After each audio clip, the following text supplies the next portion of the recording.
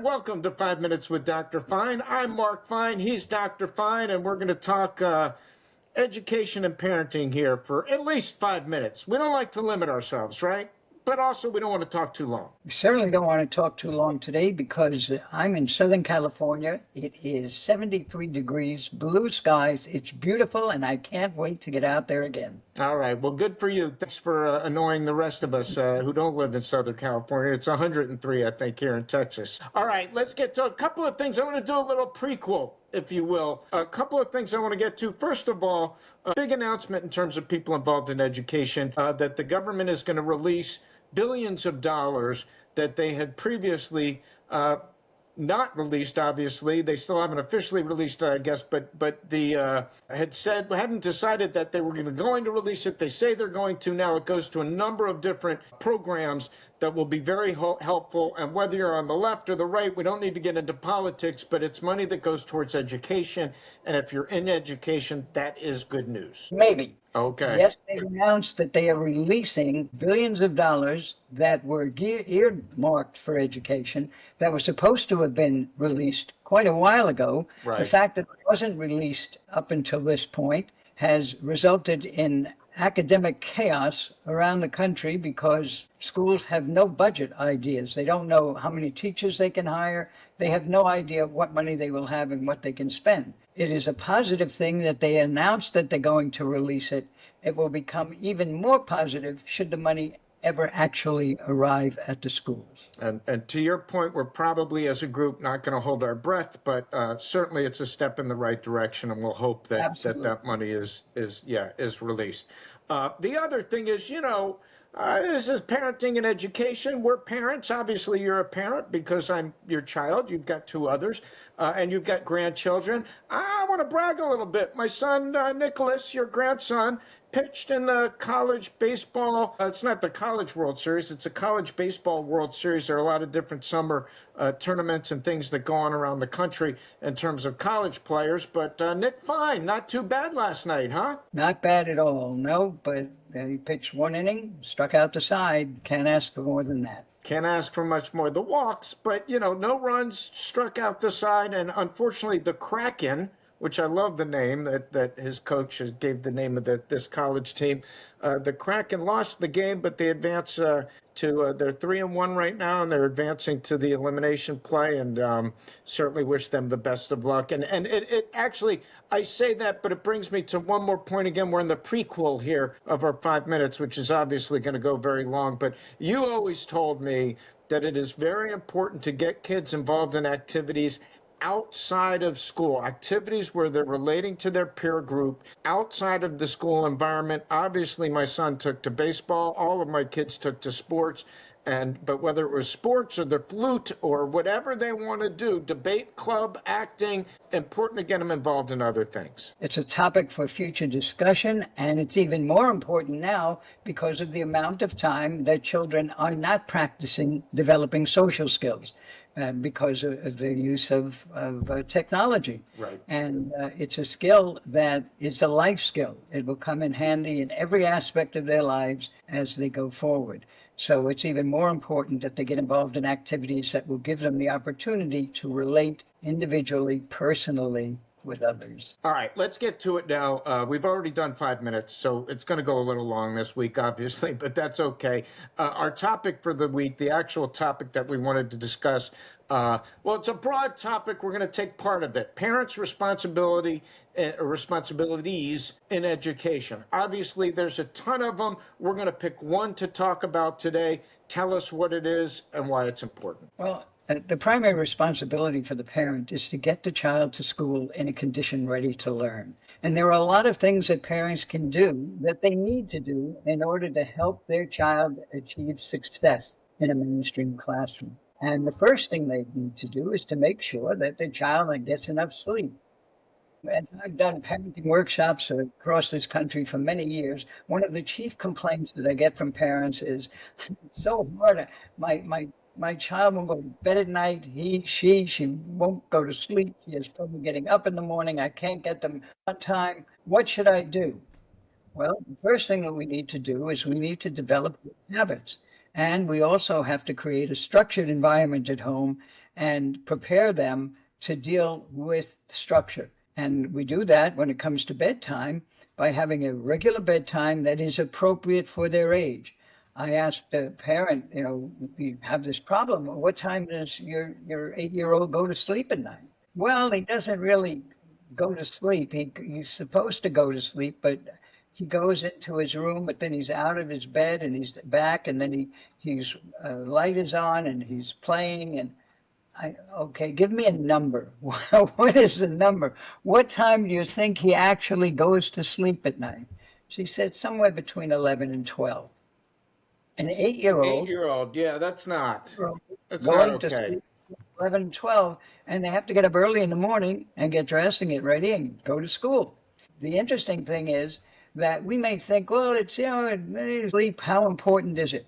It's very important. It is so important that studies have been done that indicate that scoring on standardized tests is considerably higher for children that get an appropriate amount of sleep.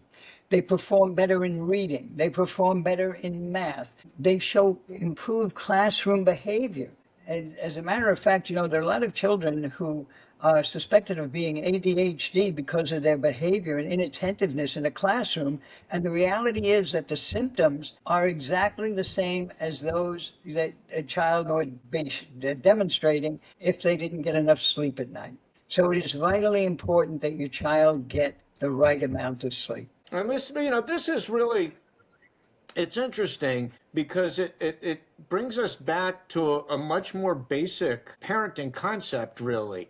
And that is remembering that you're the parent and they're the child. As an example, somebody I had worked with who had a young child, a young boy, knew that I had several kids and approached me to talk about, because she was having a problem. Her son was playing video games till all hours of the night in his room before he went to bed.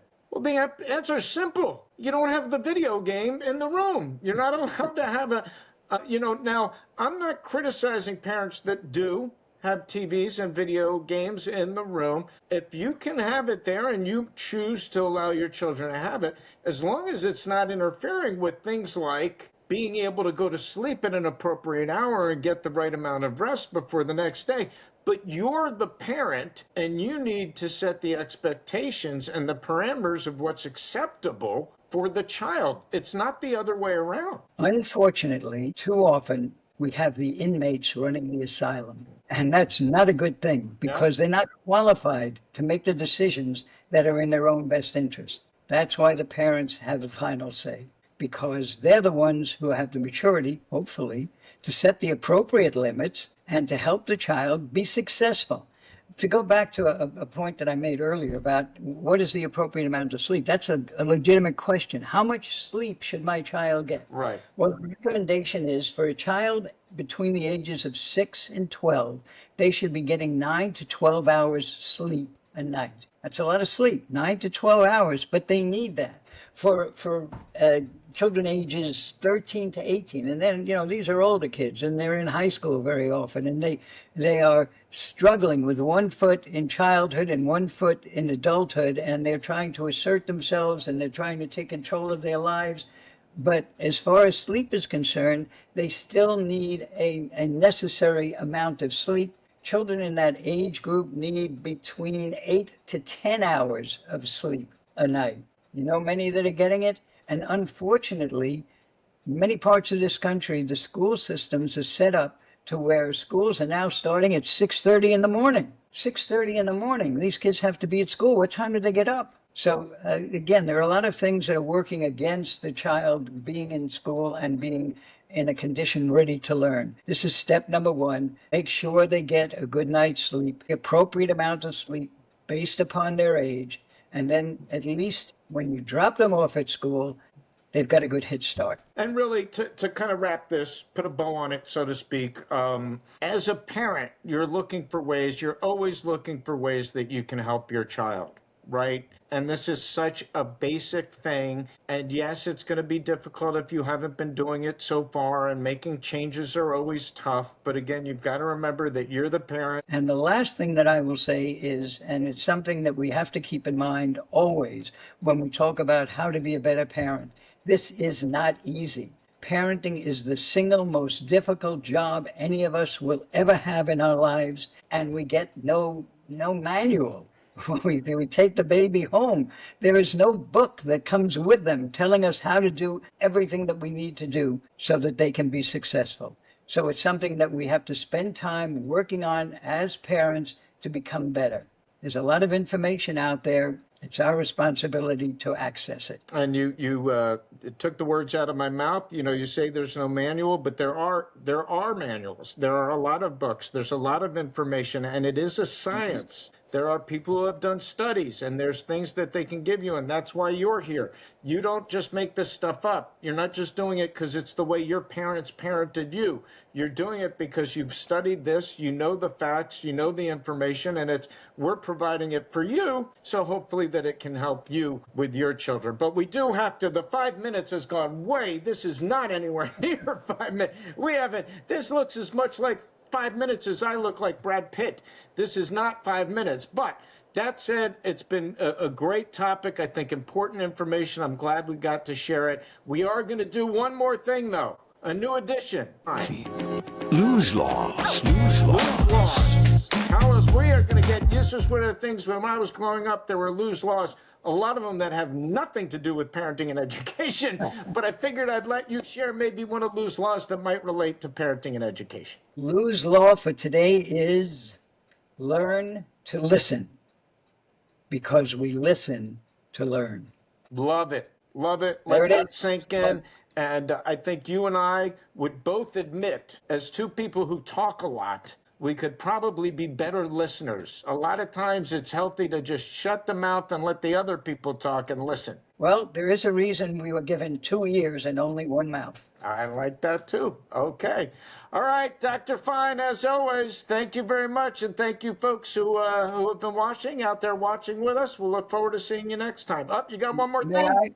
Yes, one more thing. On the screen somewhere, it will say United Testing Service. And should you have any questions, if you'd like to contact us, if you have a question for me or something that you'd like us to talk about on future podcasts, please don't hesitate to contact us at United Testing Service. Yes, I've got that on the screen. Our emails have been up there, and United Testing Service, the website has been up there as well. So thank you. That's my job. You're supposed to be, I'm not holding up my end of the thing here as the anchorman guy. So, all right, thanks for the reminder. Again, thank you for watching. We'll see you again next time.